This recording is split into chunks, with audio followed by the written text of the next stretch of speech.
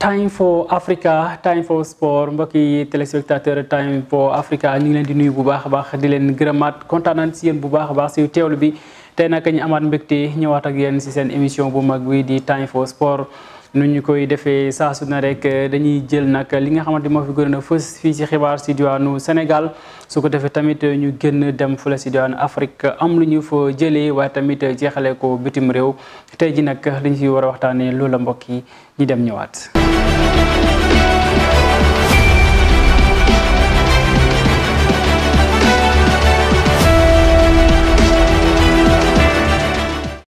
jërë ngeen jëf mbokk yi kon mi ngi noonu dañu koy dooree nag ak wàllum football ak Ligue 1 bu Sénégal xam ngeen nag ñu ngi si woon si fukk ak juróom-ñetteelu bëccëg bi muy 18e journée bi mu amoon nag ay match yu neex a neex parce que bu ñu xoolee championnat bi nag wax dëgg yàlla ni ñu koy dawalee neex na match yu métti ay mbetteel ay surprise moom moo fay am ay nag flop yoo xamante ni daal dañu koy gis si championnat bi xam ngeen nag affiche yu gënoon a métti nag bokk na si nag Tëngéej mi nga xamante ni daal moom nag moo war na dalal équipe bi nga xam ne mooy CNEPS ñi yaakaaroon ne Tëngéej dina fa jaaree maanaam nag commencé di am ay ndam ginnaaw jafe-jafe yi nga xamante ni mi ngi ko doon dund waaye nag Tëngéej dafa bettaat ñëpp ndaxte nag CNEPS bu Thiès moo ko fekk si mbokk yi daan ko benn bal si dara kon mën nañu wax ne gaal gi mu ngi diig ba léegi foofee sa Rufisque bu beneen match tamit Mbour Petite Côte moom tamit arrêté wala freiné jàmbaar bi nga xamante ni mu ngi woon si ay jafe-jafe waaye fi ñu toll nii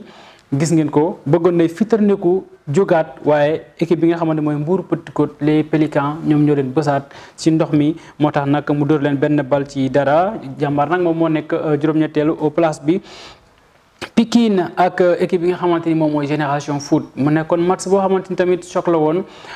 gis ngeen ni mu demee Génération Foot moom mujj am ndam nag ci deuxième partie bi ñaari bal ci dara kon Pikine moom mën na jàpp ne kon ginnaaw bi mu enchaîné ñaari victoire kon dafay mujj taxawaat xaar fukk ak juróom-ñeenteelu bëccëg bi beneen match tamit bi ñu doon xaarandi bu baax a baax diggante nag équipe bi nga xamante ni daal moom mooy Njàmbur ak Guédiawaye FC Njàmbur xam nga dafa teglante ñaari ndam mu ñëw Ndakaaru war a tas ak Géejawaay mujj ko dóor nag ñaari bal ci benn mu nekk kon défaite boo xamante ni dafay tax na équipe bu Louga bi nag xaarandiwaat ndaxte ginnaaw bi mu jógee si lanterne rouge bi kon foo mu wàccaat ci suuf xaw ko jege donc mu ngi noonu AS Douane moom dafa ñàkk ci kanam équipe bi nga xamante ni moom moo di Jaraaf kan moo fa jaar le meilleur buteur le tueur Bouli André Sambo kon mbokk yi noonu la demee bu ñu xoolee kon li nga xamante ni moom mooy résultat yi Tëngéej FC dafa ñàkk si kanam CNEPS 1-0 Mbour Petite Côte dafa dóor équipe bi di Jàmbaar 1-0 Dakar Sacré-Cœur moom moo dóor Union Sportive bu Gorée 1-0 Génération Foot moom moo dóor AS Pikine 2-0 Jaraaf daan AS Douane 1-0 Guédiawaye Football Club dafa daan Njàmbur 2-1 Linguère ak Casa Sport 1 but partout match bu métti amoon foofu sa diwaanu Linguère kon classement bi nii la tëddee Génération Foot moom mooy jiitu am nag lu toll ak fanweeri poñ ak ñett en plus 13 kon bu ñu xoolee classement bi kon ñoom ñaar ñëpp daal muy Génération Foot ak Casa Sport ñoom ñooy yem poñ waaye nag ci goal average bi la ñuy jiitoo parce que ñi nga xam ne ñoom ñooy équipe fa ñëw bu Ziguinchor dafa am plus 9 Guédiawaye FC ci fàttali moom dafa dellusiwaat si Ligue 1 ginnaaw jafe-jafe yi nga xamante amoon na fi moom dafa dellusiwaat nag si Ligue 1 bi moom moo jël 3e am 29 points Jaraaf 4e équipe bi di AS Pikine moom moo jël 5e Linguère jël 6e équipe bi nga xamante ni moom moo di AS Douane moom moo jël 7e voilà donc kon noonu la fa demee mbokk yi ci résultat classement yi xanaa rek dañuy dem seeti résumé match bi nga xamante ni moo doxoon diggante Linguère ak Casa Sport naka la fa demee. Recevoir justement cette équipe du Casa Sport qui est leader de ce championnat de Ligue 1 professionnel. Qui mérite ça. Attention, Alassane qui met ce ballon au-dessus. Abdoulaye Diédhiou qui perd ce ballon. Et c'est Malado Diallo. Ah là c'est mal joué. Mamboy Diallo coup franc. Un coup franc de Abdou Seydi. Mamboy Diallo. Aliou Badara Fati. Et c'est le but de la Linguère. Une mauvaise sortie d'Aliou Badara Fati. Et c'est le but ici au Stade Mamadouane. Oui, la Ligue 1 vient d'ouvrir le score par l'intermédiaire du numéro 28. Au mauvais ballon de Mansour. Bien joué. Attention à ce ballon. Aimé. Lamine Diadou. Penalty. Qui? Ah. On coupera à l'entrée de la surface de réparation. Et je pense avec ce coup franc, le Casa Sport peut revenir. Et voilà, il y a Lamine Diadou et Abdou Seydi qui sont aimés. Attention Abdou Seydi qui va tirer. Et voilà l'égalisation. C'est l'égalisation d'Abdou Seydi. Après avoir marqué lors de la journée précédente, il vient. Pour là, attention Lamine Diadou. Lamine Diadou avec Pierre Benoît Obiamanga. Voilà, ballon perdu. Aimé Tendé, bien joué avec Moutarou Ndiaye, Mietel avec Aimé Tendé, Amadou Ben Koli, Aliou Badara Fati. C'est la fin de la première mi-temps, un match, une première mi-temps soldé par ce score nul, un but partout entre. Voilà gis ngeen ko noonu mu nekkoon match bu am ambiance dafa mel ni ne Casa Sport moom buy joué moom dafa mel ni fête lay doon parce que gis ngeen ambiance bi nu mu demee Linguère moom moo njëkk a dugal équipe bi di Casa Sport égalisé ak Abdou Seydi il faut ñu wax ko xale bu am talent ak coup franc en direct 2 matchs consécutifs mu def tamit 2 buts yoo xamante ni coup franc en direct la vraiment donc kon mu ngi noonu Casa Sport bu ñu ko xoolee ak seen Gambien bi di Lamine Diadou homme du match aussi. Vraiment c'est un jeune talent boo xamante ni war nañ ko jàppale waaye tamit comme ni ngeen ko gisee noonu si image yi ki nga xamante mooy champion d'Afrique nekk joueur local di Aliou Badara Fati moom tamit gis ngeen ko dalal nañ ko jaajëfal ko jox ko tableau d'honneur di ko encourager parce que c'était l'unique joueur local ci Coupe d'Afrique bi donc mu ngi noonu di jàpp ne rek wax dëgg yàlla football Sénégal bi mu ngi avancé ak tamit koppar gi nga xamante ni dinañ ko waaj a dugal ci mbir yi ndaxte xam nga ne kenn naatablewul ne fédération sénégalaise bu football ginnaaw ab communiqué bi nga xamante ni yëkkati na ko nee na nag dafay jël ci koppar gi nga xamante ni moom la équipe nationale bu gagné muy CAN bi 2 milliards 800 millions de francs CFA mu nag dugal ko ci football local bi bu ñu xoolee nag li nga xamante moom mooy communiqué bi. équipe bu nekk ci Ligue 1 bi di nga am nag 4 millions ak xaaj Ligue 2 bi di nga am 4 millions noonu lañ koy defee ci national 1 bi ak national 2 bi waaye tamit football jigéen ñi dem ba ci association sportive yi donc mu nekk éclaircissement yoo xamante ni kon fédération bi leeral nañ ko ci li nga xamante moo di ayu bés gi. ba tey ci Ligue 1 bi xam ngeen ne meilleur buteur bi mooy Bouli André Sambou bu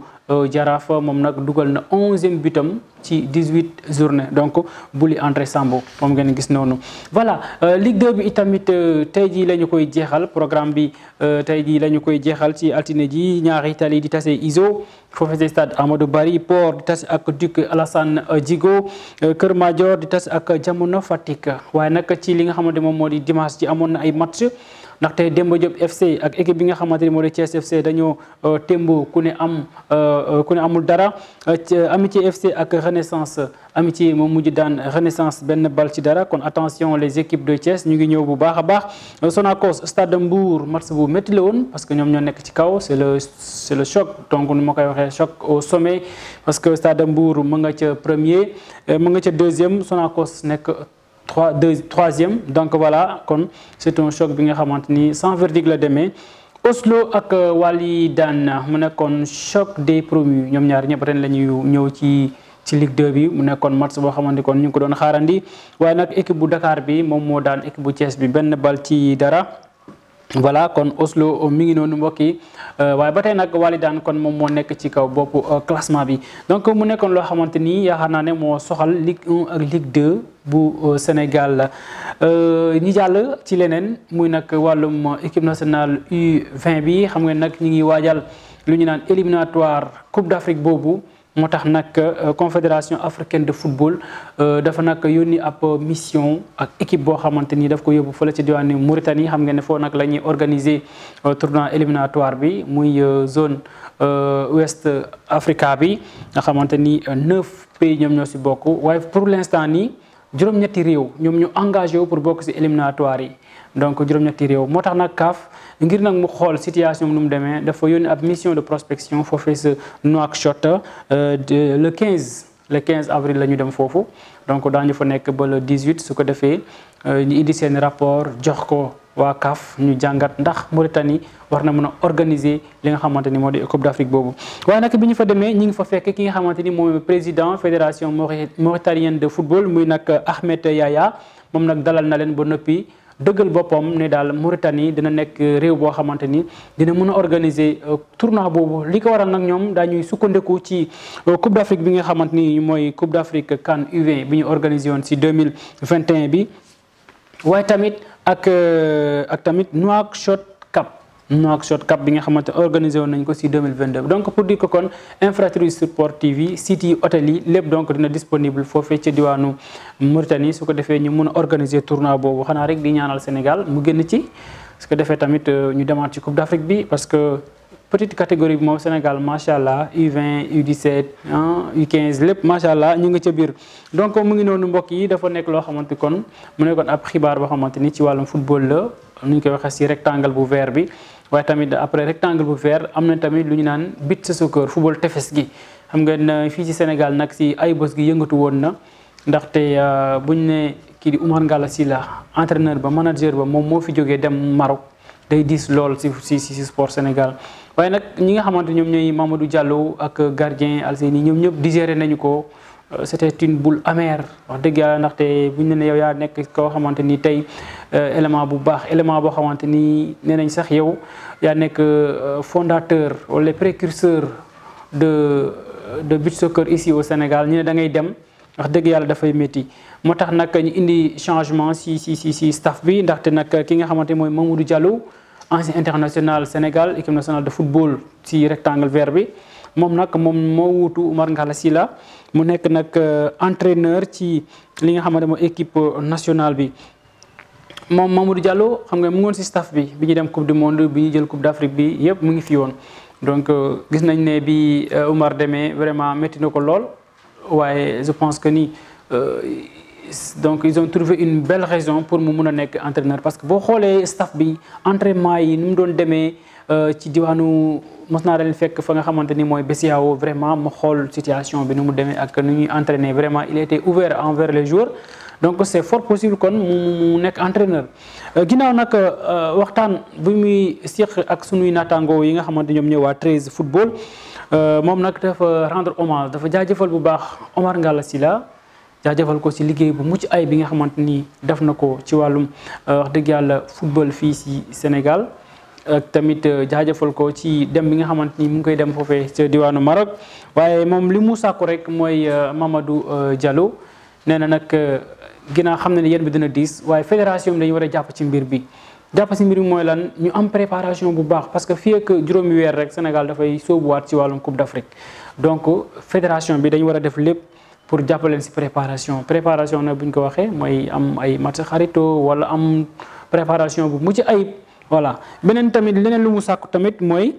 nee na ñu fexe nag ba championnat local bi wax dëgg yàlla commencé ci ni mu gën a gaawee fii ak ñetti weer sax fii ak ñetti weer mu commencé na nekk en jambe laata ñi def sélection beeg yooyu noonu voilà donc mu nekkoon loo xamante ni kon moom moo soxaloon Sénégal ci wàllum sport bi rawatina football ci terrain bi rectangle vert bi ak tamit beach soccer bi donc El Hadj dañuy def benn pause su ko defee ñu ñëwaat wax ci wàllum basketball.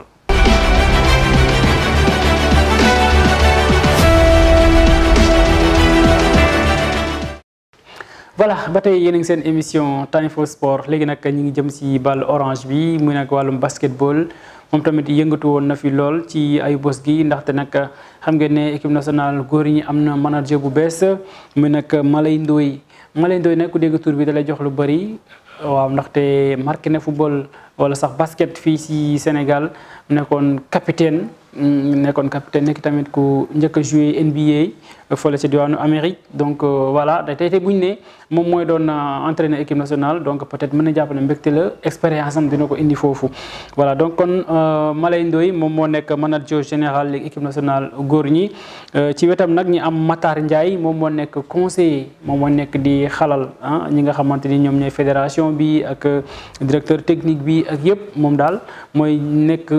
koo xamante ni moom mooy dàll wi voilà mooy dàll wi di waxtaan fédération bi tamit di dem bitim réew relation internationale ak compétition yi nga xam ne ñoo nekk si biir àdduna moom mooy dox lu nu mel moo tax ñu naan ko kon moom mooy chargé des compétitions internationales donc Matar Ndiaye. bu ñu sukkandikoo ba tey si xibaar bi nga xamante ni kii di Moustapha Gaye directeur technique national jox na ko nee na daal kon loolee mooy coppite gi voilà te leneen tamit muy wàllum jigéen ñi nga xamante ni ñu ngi waajal bu baax a baax fenêtre yi wala sax les prochaines échéances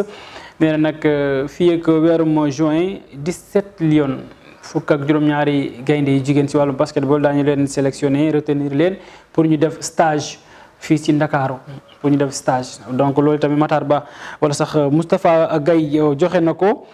objectif bi nag mooy bu ñu fixé moom directeur technique national mooy ba léegi daal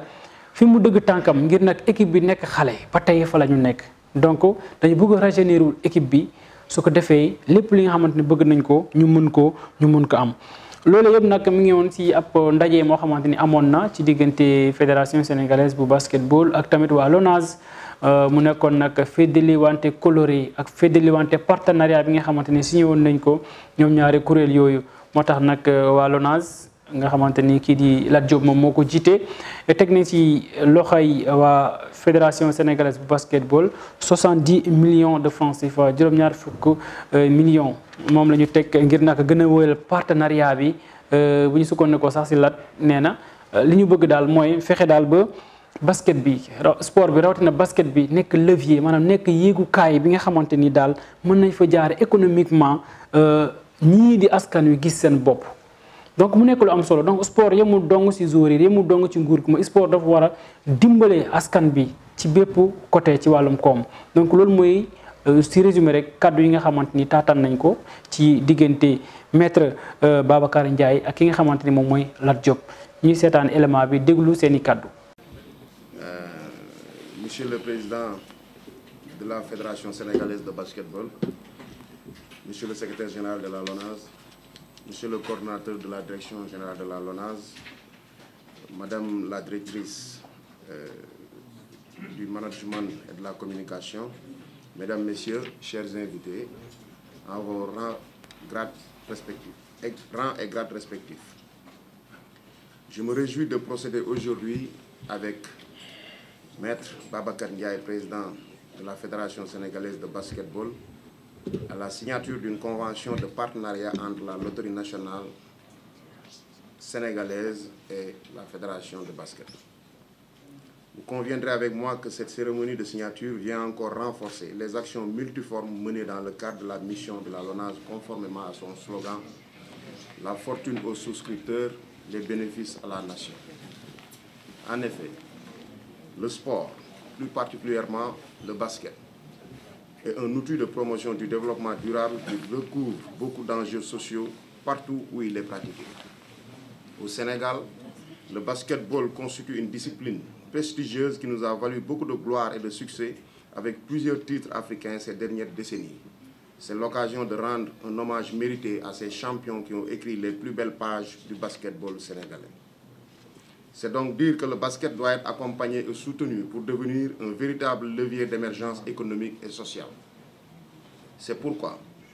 je n'ai pas hésité à engager la LONASE dans un partenariat gagnant-gagnant avec la Fédération sénégalaise de basket. Nous visons, à travers ce partenariat, la visibilité que vous pourrez offrir à la LONASE, Monsieur le Président, pour mieux vulgariser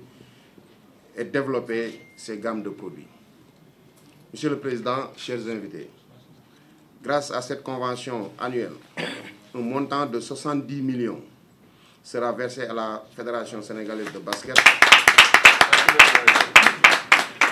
À travers cet appui,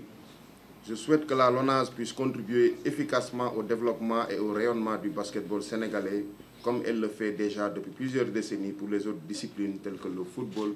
la lutte et les courses épiques. Ce faisant, la LONASE réaffirme sa dimension d'entreprise citoyenne, consolide sa place de sponsor leader du sport et renforce sa contribution au développement économique et social de la nation, conformément aux orientations du chef de l'État, son Excellence, Monsieur le Président de la République, Macky Sall. Monsieur le Président, soyez rassurés de notre soutien indéfectible dans tous les différents chantiers que vous comptez réaliser pour redonner à notre basketball national son lustre d'antan. Je vous remercie de votre aimable attention. Secrétaire général, monsieur le coordonnateur, madame la directrice du marketing, chez les membres de la fédération, chers amis de la presse. Je ne vais pas être long. Mes mots d'aujourd'hui, ce seront des mots de remerciement à l'endroit de monsieur le directeur général de la LONASE, monsieur Lat Diop, pour tout ce qu'il fait pour le sport en général et pour le basket en particulier. La fédération et la LONASE étaient liées par un partenariat qui était en suspension au moment de notre arrivée à la fédération. Et dès sa nomination à la tête de la LONASE,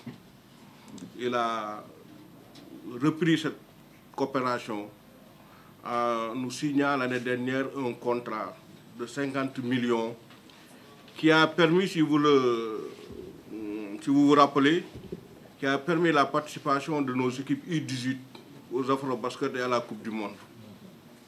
Si vous voyez l'année dernière, les maillots des U18 étaient estampillés LONASE. C'est ça qui a permis, en fait, aujourd'hui, quand je lisais, ensemble, écrivons les plus belles bases du basket sénégalais.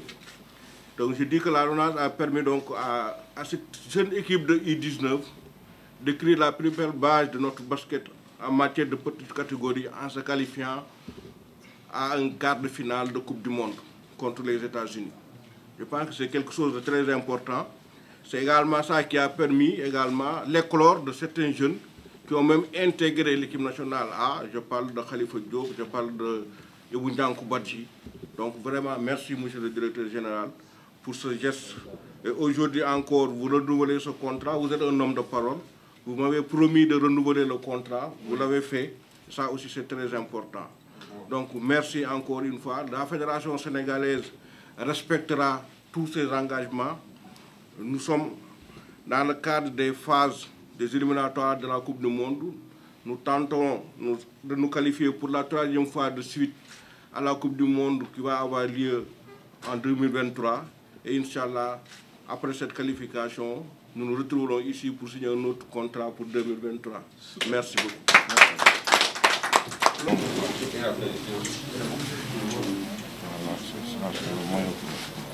Officiel.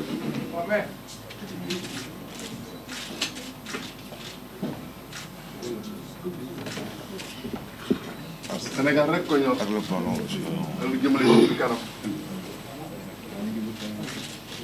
Il faut aussi les bénéfices de la nation yaa ko jëmmal. Merci. Voilà, mu nekkoon maître Babacar Ndiaye président fédération basketball bu Sénégal ak tamit Lat Diop gis ngeen ko ginnaaw bi mu tegee koppar gu bëri ci wàllum ligue professionnelle bi gis nañ ko mu ñëwaat tamit féddaliwaat partenariat am ci li nga xamante moo di basketball bu Sénégal. kon mu ngi noonu voilà mu nekkoon li nga xamante moom mooy xibaar si wàllum basketball fii si Sénégal donte championnat bi tamit mu ngi dox bu baax a baax ñu ngi 7e journée bi voilà mais nag dañ koy lii duuf si nag wi élage xëju si cin lii léegi xam naa ne dañuy jël roppalaan bi rek jógee Sénégal dem fa nga xamante ne moom moo di bitim réew wax lu jëm ci wàllum tirage au sort li nga xamante ni mooy éliminatoire Coupe d'Afrique Côte d'Ivoire 2023.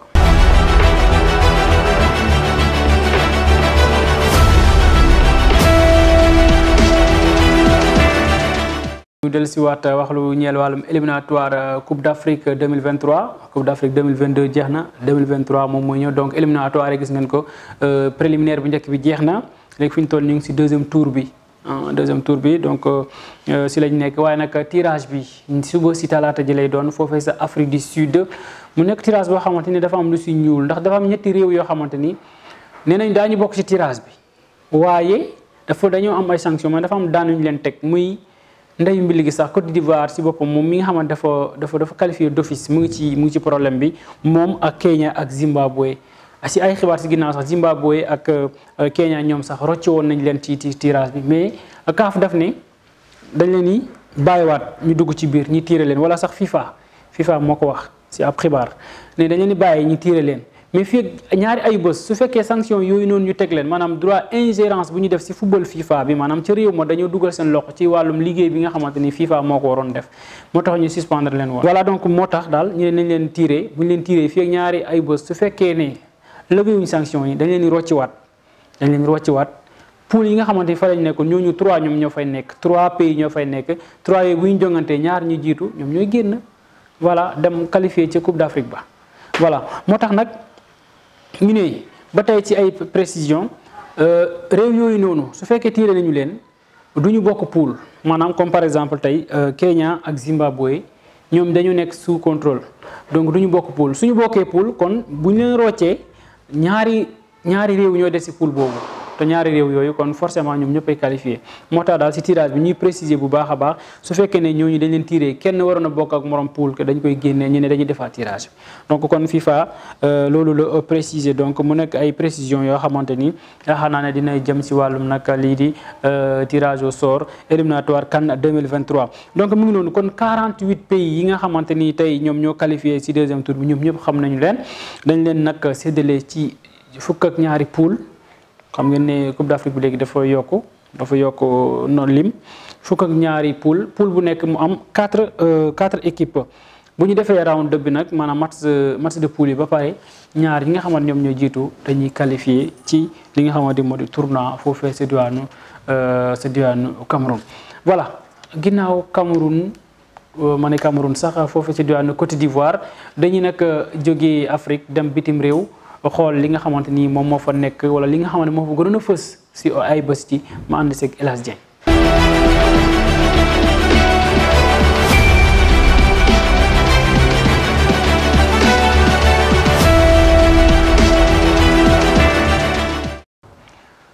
voilà donc dañuy dem bitim réew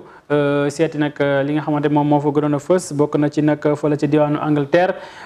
demi-finale lii di FA Cup bi xam ngeen ne match bu métti moo amoon diggante City ak Liverpool mu nekkoon match boo xamante ni daal mën a jàpp na sax si ay bés gi moo seen ñaareelu match parce que tasewoon nañ championnat bi ñu def 2-2 ku ne am ñaar bu ñu tasee nag ci li nga xamante ni moom moo di FA Cup bi demi-finale bi Liverpool moo bu Sadio Mané moo mujj gagné ñetti bal si ñaar match bu métti nag parce que Liverpool dooroon na ko 3-0 Sadio Mané mu dugal ñaar yëpp voilà kii di nag Konaté dugal beneen bi waaye nag équipe bi nga xam moo di City dafa mujj ñëw ba am ñaar mu match ba jeex. bu ñu xoolee tamit li nga xamante ni daal moom mooy deuxième match bi Chelsea ak Crystal Palace bu Cheikhou Kouyaté Chelsea moom mujj dóor ñaari bal ci dara donc kon final bi ci xam nañ ko diggante Manchester wala sax Liverpool lay doon ak Chelsea mu nekk match bu nar a métti encore ñu jàpp ko le 14 mai 2022 14 mai la ñu ko jàpp. bu ñu jógee nag fi nga xamante moom moo di Angleterre dañuy dem ci diwaanu Espagne foofu tamit ba tey mën nañu wax ne Real Madrid daanaka gàddu na lii di championnat ba ndaxte dafa nag remonté Séville la doon taseel Séville moo ko dooroon 2-0 ci pàcc gu njëkk yi mais bu ñu ñëwee ki nga xamante ni mooy l'incontournable Karim Benzema moo fa jaar lijjanti mbir yi ba ñu am nag 3-2 Karim Benzema sax si match bi dugal na fanweeri bit ak juróom-ñeenteel bi yoon ci fanweer ak juróom-ñeenteelu match donc 39 match 39 bit moom la Karim def ren macha allah doomu Algérie gi ak France kon xam nga ne kon Real Madrid moom mooy jiitu ba léegi ci kaw sori na lool sax ki nekk deuxième di FC Barcelone nee nañ 15 poñ la wala sax 15 poñ la sori équipe bi nga xamante moom moo di FC Séville Barcelone tey lay joué moom ak Cadix bu 19h jotee mu nekk kon loo xamante ni man amee nañ ko foofu sa diwaanu Espagne. sa diwaanu France tamit 33e journée bi classico bi diggante Paris Saint-Germain ak Olympique de Marseille mën nañ jàpp ne classico bi moom vraiment bi yoon saful parce que donte Neymar mi ngi doon jéem a yëngal indi ay boucan mais daal saful noonu Paris Saint-Germain moom mujj gagné ñaari bal ci benn Neymar doomu Brésil gi moo doublé. voilà donc gis nañu aussi ne Olympique de Marseille doomu sénégalais yi kii di Pape Gueye presque joué na ba à la 80e minute on peut dire donc il a joué presque tout le match ki nga xamante ni moom moo di Bamba Dieng moom moo ko remplacé Idrissa Gana Gueye aussi joué na côté Paris ba dafa mujj toog voilà Abdou Diallo moom joué wul kon Paris ginnaaw bi mu amee ndam ci kaw Olympique de Marseille dafay sànni karawaas gën a sori sax parce que Marseille moom mooy deuxième Paris ñëw jiitu ko rawee ko 15 points. Donc kon mi ngi noonu Paris Saint-Germain sans nul doute champion de France. Real Madrid moom tamit je pense que ni mu ngi si yoon bu baax de donte catalan naa nag El Hadj je suis catalan mais démb dafa waroon am défaite su ko defee Barça gagné ñu jéem a xool course bi parce que des na 7 journées te loolu yëpp ba tey nombre de points yaa ngi fi. ba hélas mu ngi noonu xam naa ne daal du yomb ci équipe bu baax saa mais nag heureusement si ñoom parce que ñu bëri dañ jàppoon ne du ñu mun a yéeg si li nga xamante ni moom moo di sax Ligue des Champions parce que ñu ngi woon ba 13e 12e ñëw ba nekk 2e donc gàcce ngalaama Xavi bi nga xamante ni kon moom moo créé loolu donte éliminé wu nañ nag presque si coupe yëpp baax je pense que ni année blanche bi moom ren dañ koy def. voilà kon mbokk yi mi ngi noonu donc laata ñuy tëj question bi ñu fi sampoon keroog muy championnat local bu Sénégal ñaata équipe la gars yi trouvé nañ ko 14 la 14 voilà donc xanaa rek ñu sampaat beneen question boo xamante ni yónnee nañu ma ko championnat bu Sénégal kan moo ko njëkk a jël championnat bu Sénégal voilà Modou la tudd mu ne championnat bu Sénégal kañ lañ ko kan moo ko njëkk a jël ak kañ la woon c'était en quelle année. voilà question baa ngi noonu mbokk yi kon mu ngi noonu jeex na muy nag seen émission Time for Sport amoon mbégte bu baax a baax vraiment di leen ko yéegee di gërëmaat bu baax a baax ñi nekkoon ci ginnaaw muy nag ni ma koy waxee waa technique El Hadj Dieng cadreur bu mag bi ak tamit Gora le grand monteur Gora Diop moom nag daa noppi nag xam naa ne koor gi la nag mais léegi tey muy jeex léegi tey muy jeex incha allah rabi je pense que nii teel ñu am ñaata sax 16 ans El Hadj neen dañu am 16 kon nag léegi tey ñu commencé lu olof Ndiaye di wax xuuf wàcc voilà mu ngi noonu kon jeex na mbokk yi di leen jaajëf lu baax a baax mu ngi noonu Time for Sport la woon sur la Time for Africa di leen jaajëfal di leen jox dig daje beneen yoon jërë ngeen jëf.